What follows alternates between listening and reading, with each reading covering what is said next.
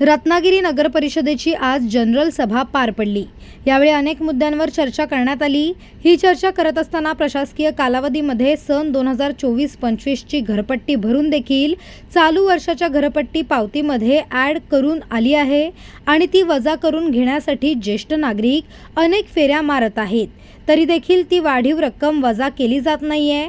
सर्वसामान्य नागरिकांना सर्व्हरचा प्रॉब्लेम असल्याचे सांगितले जात आहे। नागरिकांना होणाऱ्या या त्रासाबद्दल आजच्या सभेत नगरसेवक सौरभ मलुष्टे यांनी जाब विचारला। यावर प्रशासनाकडून सारवासारव करण्यात आली।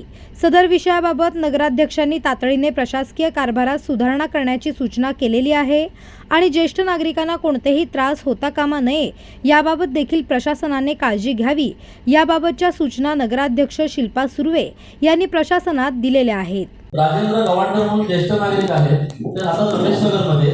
17/10/2024 ची घरपट्टी त्यांना 2024-25 ची घरपट्टी 17/10/2024 त्यांनी ती घरपट्टी 17/3/2025 ची घरपट्टी भरलेली आहे त्या वर्षाची, आणि आता ह्या वर्षीची घरपट्टी आली आहे, गेल्या वर्षीची त्यांना ऍड करून आली आहे। ते 10 वेळा नगर परिषद मध्ये चक्रा मारतात की मला ही घरपट्टी वजा करून द्या।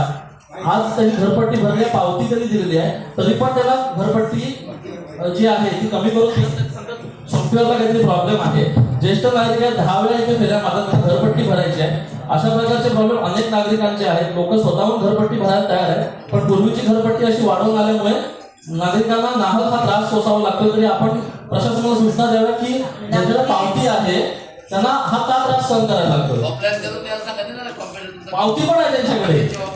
नक्कीच वसुली विभागाने याची दखल घ्यायची आणि त्रास होणार नाही अशा पद्धतीने आपल्याकडून सगळ्या प्रक्रिया राबवल्या गेल्या पाहिजे।